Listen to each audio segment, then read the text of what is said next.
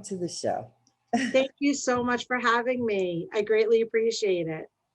You know, this has been an interesting first year for you. You had an excellent campaign, got right into work, rolled up your sleeves, and all of a sudden, boom, the pandemic hit and everything went virtual. So tell me how that felt, first of all. So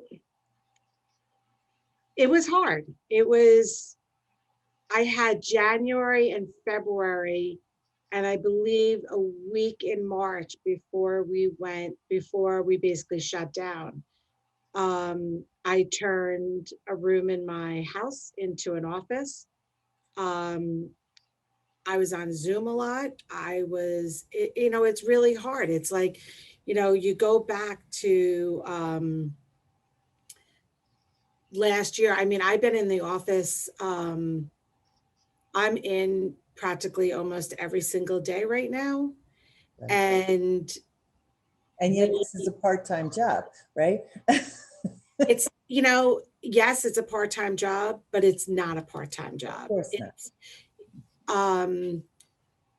I mean, you get emails at 11 o'clock at night. You get people reaching out to you. It's not a part-time job. It really isn't. It's a full-time job plus. I knew what I was signing up for. I absolutely love it. And I miss that interaction, the people interaction. Yes. But I'm lucky that I know a lot of people in the community, but there's so many more people that I need to meet. It's been a hard year, but I really, thanks to everyone here at the town, especially Supervisor Bosworth, they have guided me along the way, even during a pandemic. But the first year in office, pandemic, tropical storm, we had a snowstorm, protest, you name it, it happened in 2020. And I think I did a pretty good job weathering through it. Well, I know that, first of all, as a native Port Washington resident, you have an amazing group of constituents, but they're mostly all your friends too. You have such a vast network of people that you know through a variety of organizations that you're involved in. I would think that helped you a lot, especially turning it over from an in-person kind of year to a virtual year. But yet, so much has been done. Right. The constituents in District 6 know that I'm here. And I've heard, I'm looking right now in my office, I have a corkboard. The letters that people have written me, just to say thank you, I have them right above my computer, and I always look at them and it brings a smile to my face because I know that they appreciate it. And I've met some wonderful new people during this process, being the councilwoman. It's so nice to help people. And that's what I'm really there for. And when I get back to them right away, they're like, wow, that was fast. I'm like, I feel like you should get back to people within 24 hours of them reaching out to you.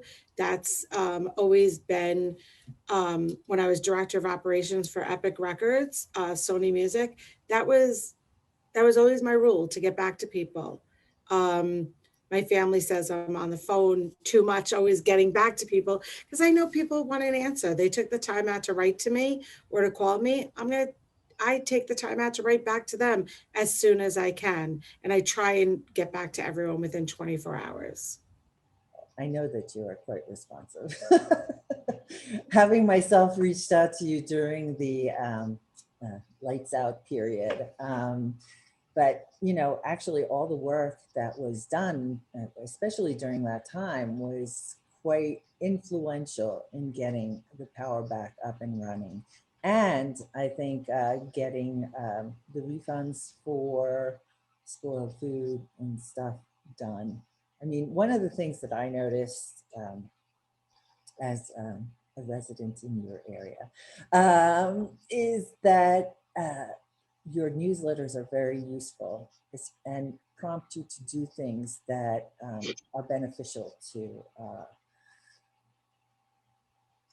the individual household. Like in the case, I would never have thought about, putting in for spoiled food to PSENG Long Island. And yet that was something that you advocated in your letter. And so tell me, how do you get these great ideas to roll out? Or is it just, you heard and you're communicating this information? Well, I actually heard from residents in their letters to me. As you know, we don't have any jurisdiction over PSE&G, but I did help during that tropical storm. I helped as many constituents as I could get their power back on. I was constantly on the phone. I was constantly reaching out. And I really have to give a special thanks to Senator Anna Kaplan and her staff. They helped me, and Supervisor Bosworth and our Director of Intergovernmental Affairs, Rachel Bryn. They all helped me with trying my best, getting everyone's electricity back on. And I feel that it's very, very important when a constituent reached out to me. There's two parts of communication. There's listening and communicating. And I truly listen. And I actually, from constituents reaching out saying, is there anything, can I get reimbursed for the food, all my food that was all spoiled? That's how, I reached out to the supervisor, we reached out to the state. And as soon as that information came available, I put in the newsletter.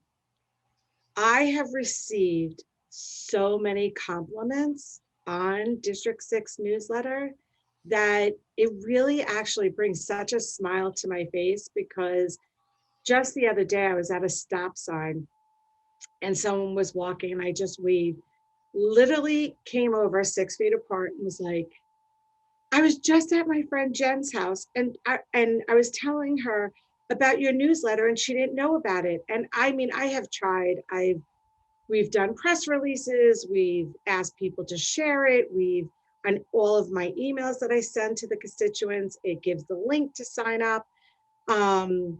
We have it all over social media. So we have done everything we can to make sure everyone's aware of the newsletter. Before the pandemic, at every town in North Hempstead board meeting, there's a table outside, and I had a flyer out there and explaining about the newsletter, and if you wanted to sign up, you could sign up. So she was telling me, and she's like, I love it, I found out so much information.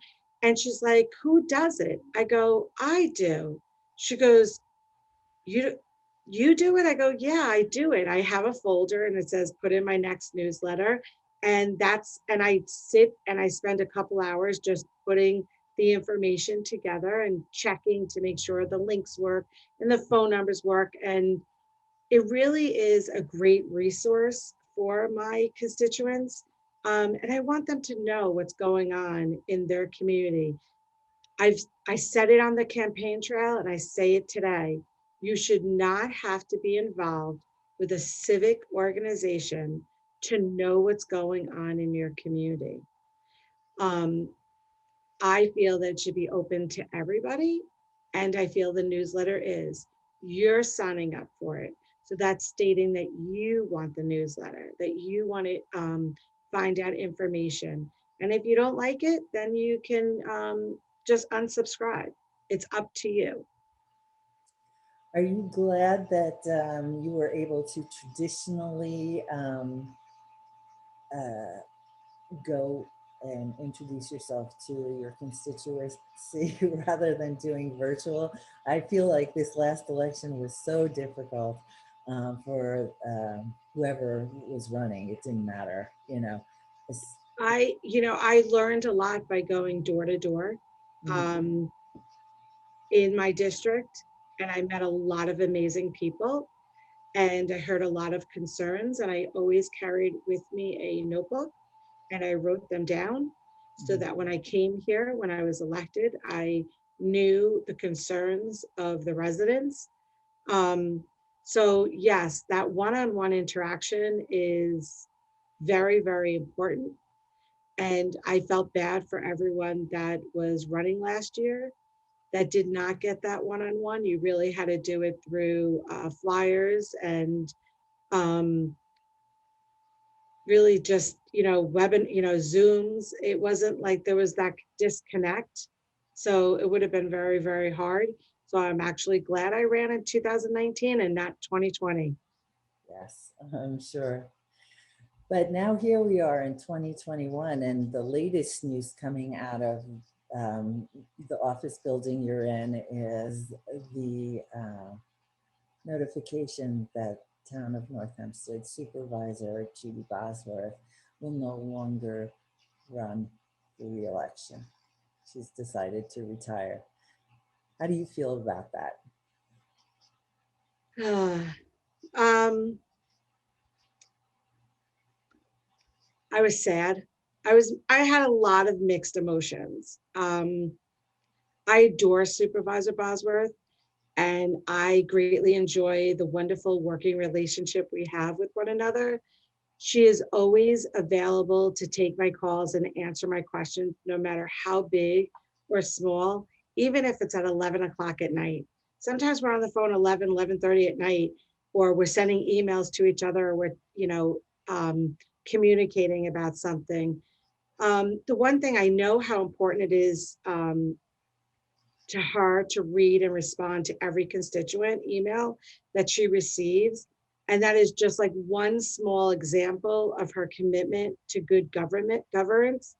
Um, and one that I try to emulate. I've learned so much from her, and I'm really going to miss her warmth and guidance after she retires. But I know that I can call her at any time, and Right. she would pick up the phone and guide me and help me.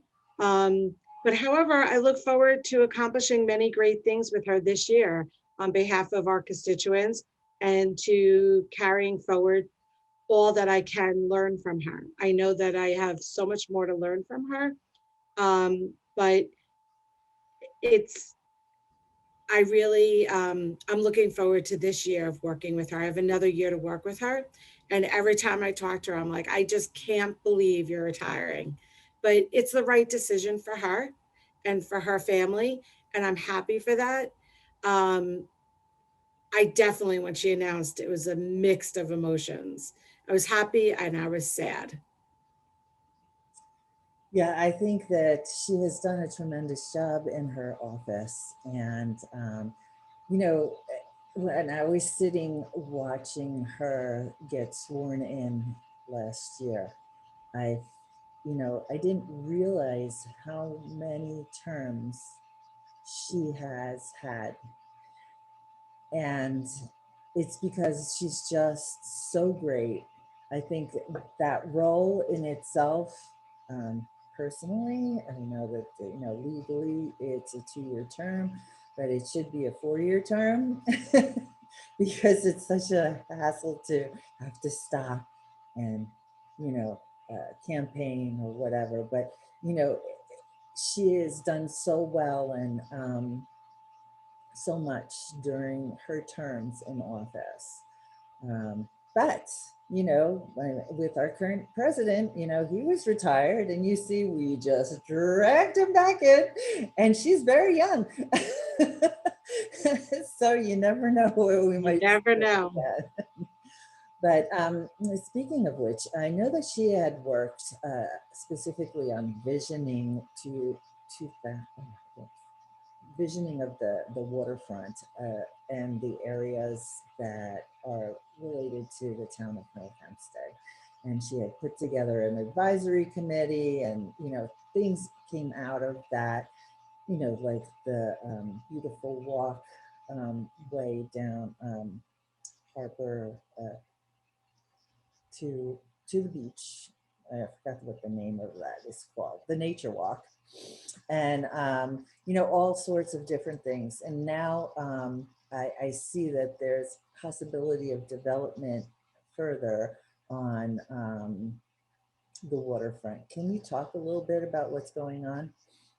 Hi, so the town conducted, and I was not on the board at this time, but I remember being part of the process because I attended the meetings. They conducted an outstanding, I thought it was an outstanding visioning process. The supervisor basically went from town to town because North Hempstead Beach Park, even though it's located in Port Washington, it's for everybody in the town of North Hempstead. Yes. So she basically took a visioning process on the road throughout the town of North Hempstead. And she got great ideas from the community, from the people who ultimately enjoy the revitalization of North Hempstead Beach Park. So many wonderful ideas came from that, and they incorporated that into a new design. Um, we're now at the point of the phase planning and researching and applying for grants, funding the various phases. It's actually quite exciting, and I can't wait for to put the shovel in the ground and actually start phase one of that. And I think your other part of the question that you're asking about is the Southern Land Company LLC for 145 Shore Road. Right. So basically, they have put in a change for the zoning of the area from residential to mixed commercial to use to build 176 unit with a marina along with residential housing. So I don't know what's currently there right now. I believe that that location was previously used for loading sand from the sand miners onto barges and then shipped to New York City to build up the city skyline. Um, Well, I know that that the last transaction that I had seen on that particular property that is online showed that it was purchased in 1999. Um, so someone else bought it. I don't know whether it's distressed. That's like 20 years ago. And so that's why I'm kind of curious as to whether this it's almost similar to a situation where in Manhasset they have property that is owned by the original owner but wants to be purchased by um, 7-Eleven. And there's a little issue. Right, but we don't, so when we did the visioning process for North Hempstead Beach Park, we would not include that parcel because we don't own that parcel. That parcel is owned by Okay. a private company or an individual. So we would never, in our visioning process, we would never include that parcel of land because it's not owned by the town of North Hempstead. Okay. So now I know that you're not part of the BZA, which would actually have to consider this request. Is that correct? Or would it go in front of the? No, what happens is this is a very, very long process. They're asking for a zoning change. Right. So we're the lead agency on the project right now. Someone has to be the lead agency on an environmental impact study. So we declared ourselves at our Thursday, January 21st board meeting, we declared ourselves the lead agency.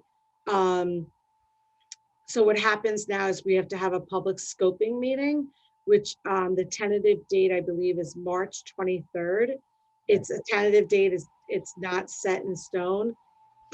We have a public scoping meeting, and then from there, if the board decides that, yes, we will grant them this change in zoning, then they would go to the BZA for other things. But if we say no, then there's no reason to go to the BZA because the zone hasn't been granted. So it's a very, very long process. It's not something that happens overnight. Okay. I can't see us even talking about the zoning changes maybe in September. It's a very long process. And anyone what I did is on Saturday, because I was receiving so many phone calls and emails about the process.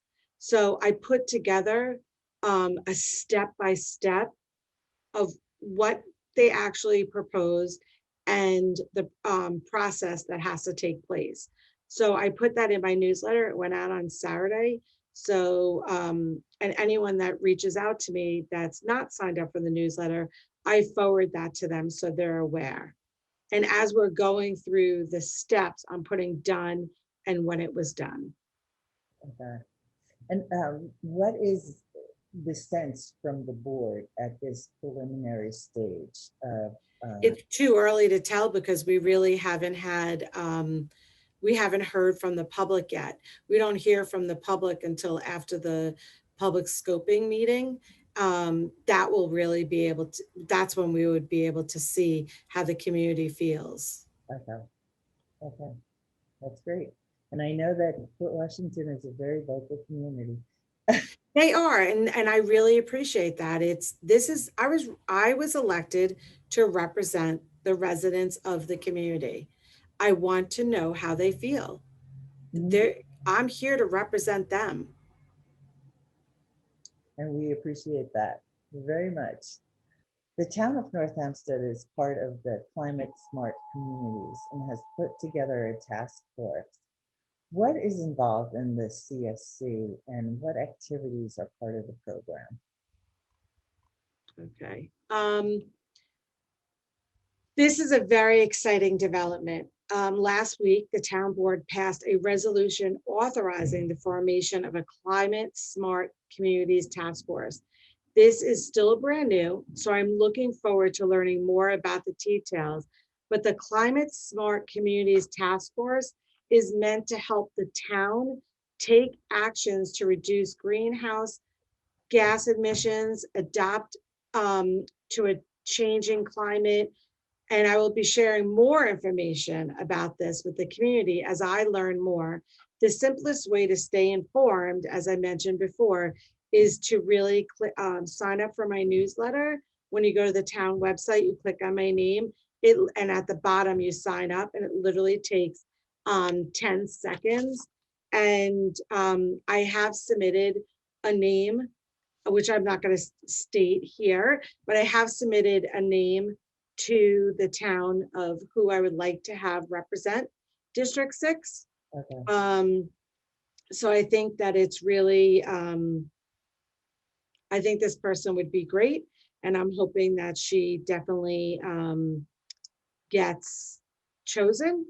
And the CSE also task force will serve as like a central body of leadership that promotes and supports climate mitigation and adoption in the town. So this is a win-win for everyone. And I really look forward to what's going to be coming out of this task force. That's great. I know that, Fort Washington, as well as the villages of Manhasset and Manhasset are right on the water. And in Fort Washington specifically, there's been a moratorium for building. Can you talk a little bit about that? Do you mean the moratorium for the water district? Oh, I thought it was the waterfront. No, well, there was a moratorium in the BW district, which is a certain part of an area on Lower Main Street. Is that what you're talking about?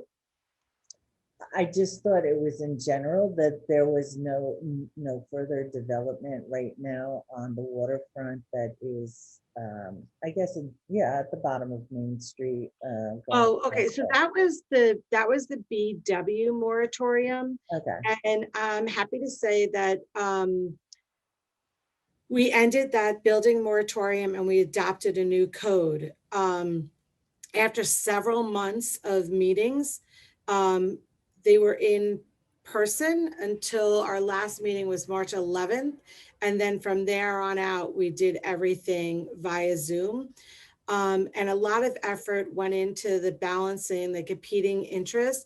We managed to pass a new building code for the business waterfront zone. It's from Sunset Park to Dolphin Green Apartments, which allowed, I think we passed it last October. It feels like a year ago, but it was just in October. And as of today, not that I'm aware of, there has been no plans submitted to the town for any of those properties to build, knock down, or do whatever they're going to do. So as of right now, I don't have any, there are no plans submitted for any of those properties. But we ended that moratorium in October. Okay, that's good to know. Yeah, we worked really, really hard on that. My office, we extended it a couple of times, and we really reached out to the community, and we really had to balance the property owners and the community of what they wanted down there. And I think we did a great job. I'm sure someone's not happy, but I really think the code that we passed was the best code for the area. And I know it was in place for quite a while. So, I mean, this is like, Think it was gonna be 3 years in December. So it was over 2.5 years it was in place. I know that's one of the accomplishments I am marking under your term. Yes, you know, it's yeah, it was a lot of time, but I knew what I was signing up for, and we did it, and we all worked really hard here at the town, and the steering committee and the community really worked hard, and I'm happy to say that that has been resolved and the moratorium has been lifted.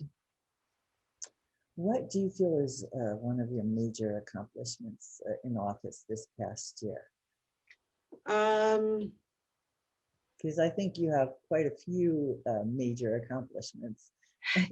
You know, like glancing back at my first year in office last year, I would have to say I'm most pleased with my efforts to be the best representation of the community's voice that I can be. Um, it requires good communication and an understanding that good communication is a two-way street. What I mean by that is, for me to get a clear sense of where the community is on a given issue, I need to keep them well informed. So I started, you know, as we talked about, the electronic newsletter that anyone can sign up for and receive regular emails, information, informing them of what is going on in the town that may affect the District 6 residents. The newsletter offers, the newsletter like generates several emails and phone calls from residents who wish to express concerns or to ask questions. I pride myself really on listening to them, listening carefully to their concerns, answering their questions to the best of my ability. And if I can't get them, and if I don't know the answer, I will get them an answer, and I will let them know when I have an answer, I will get back to you. I think it's really important. And what I've heard from the constituents, what they write back to me is, thank you. Like, thank you for listening to me. Thank you for caring. Thank you for getting me an answer.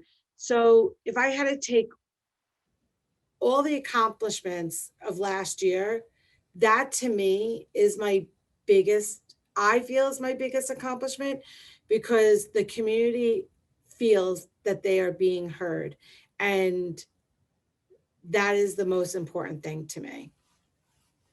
With the restrictions posed by the coronavirus and continue, you know, with social distancing, the masking, have you found that there have been a lot of problems communicated to your office about those things? You know, because people just have enough. Right. Well, you know, a lot of people don't understand the town of North Hempstead does not have a Department of Health. So, like regarding the being vaccinated, it comes from the state, and then from the state it goes to the county. We've offered all our buildings to the state and to the county if they want to set up a vaccination site. And the county did take us up on the Yes We Can Community Center, which is in Newcastle, that there's a vaccination site there.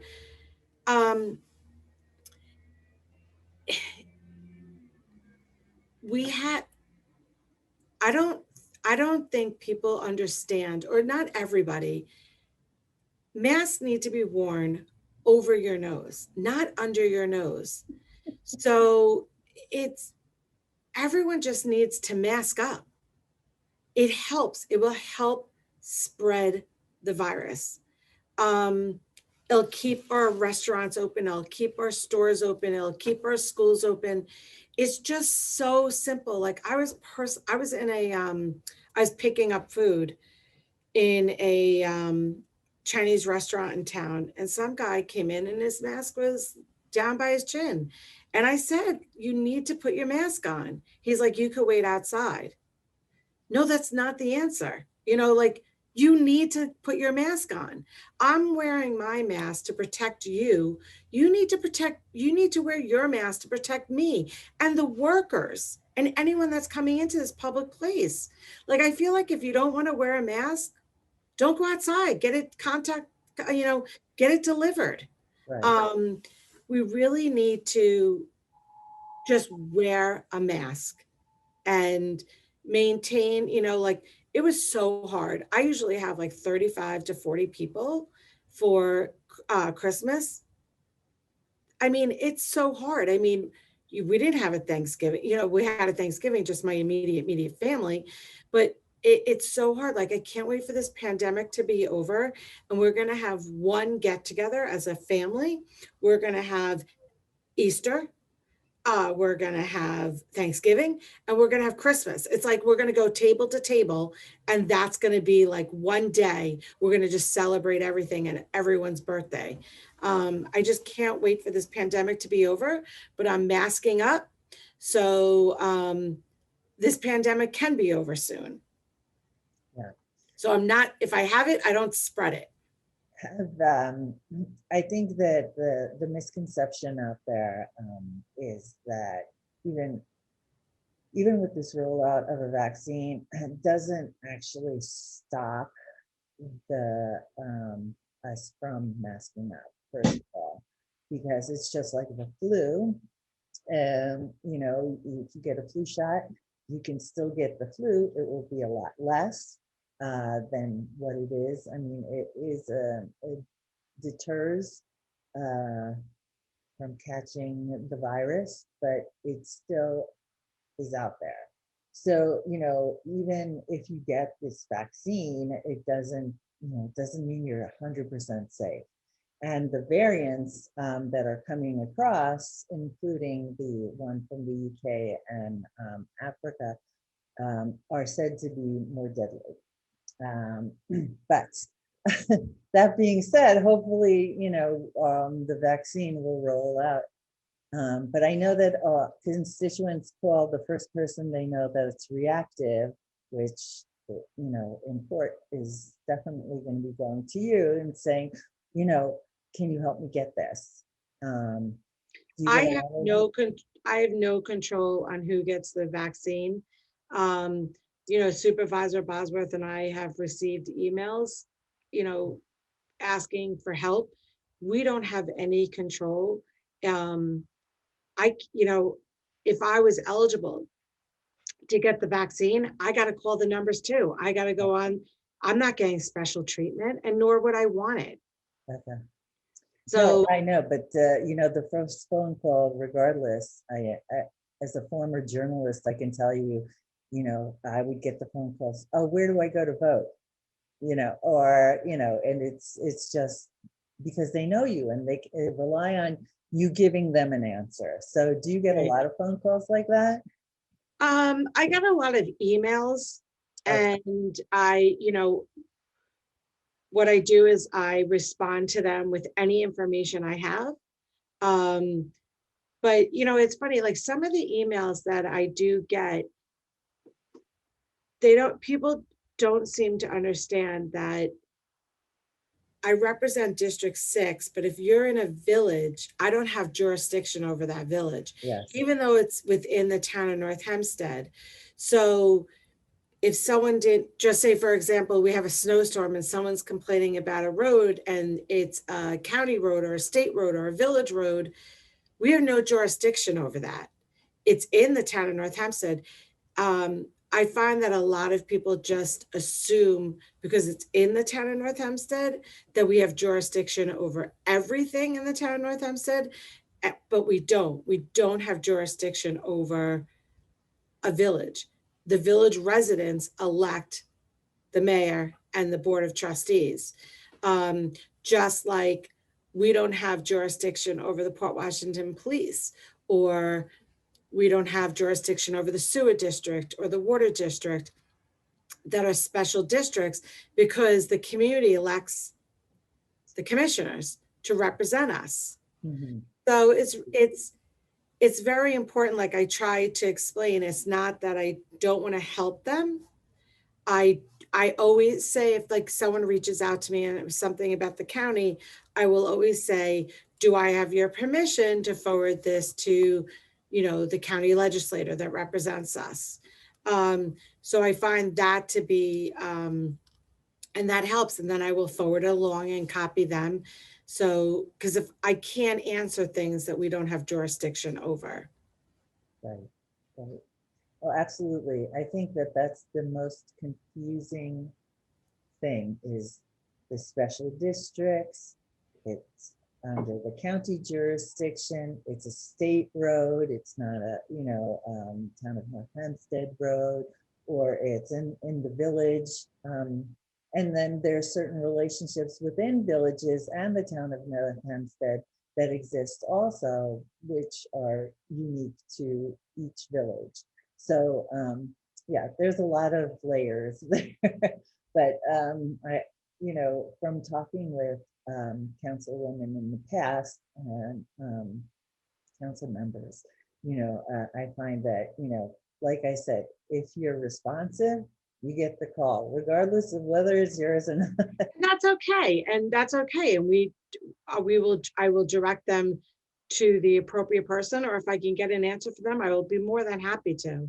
I know how it feels to want to have an answer to someone, and I don't want to have someone be passed along and, keep on getting passed along.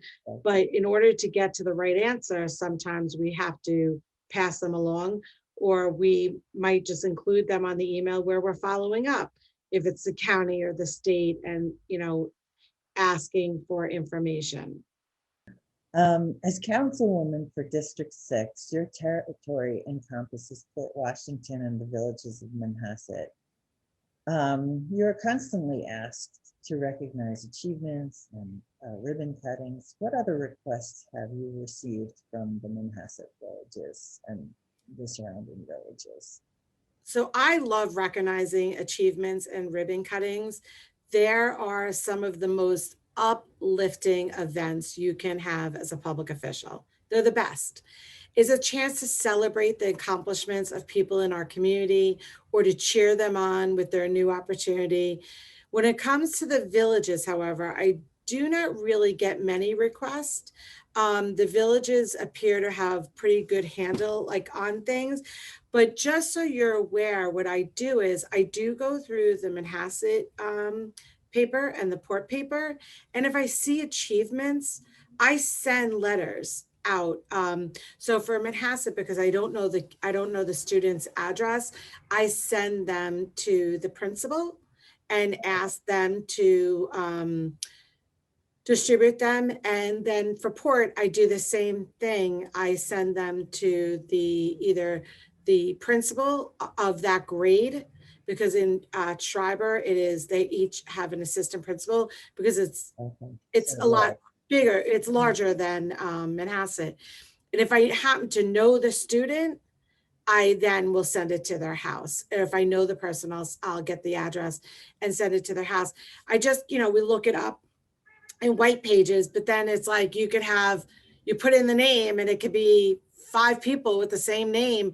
You're like, well, how are we going to make sure it goes to the right person? Exactly. So, but we go through the papers. We always send congratulations letters.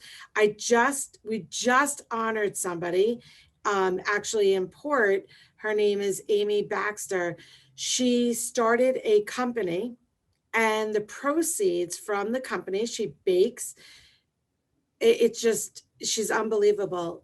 She reached out to me to ask me if I knew of any families in the community that are having a hard time, because she would like to bake stuff, raise money, sell it, raise money for them so she can make their life a little bit easier. I mean, she's in 11th grade. I was like, I was blown away when I read her email. I was like, she was telling me how she's already reached out to the Our Lady of Fatima outreach program. She's been baking and providing them with money for some of the families. I mean, it was so Wayne, the town clerk, and I went over and we honored her, and it was phenomenal. And then she gave us these white chocolate covered Oreos, and it had the town emblem on it. Wow. I was so impressed. I was like, how old are you? Like, this looks so professional. It was amazing. It was so great. That's the best part of the job, is really recognizing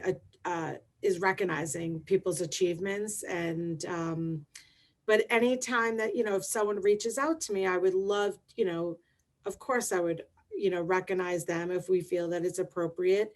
And so that's kind of that's the best part of the job.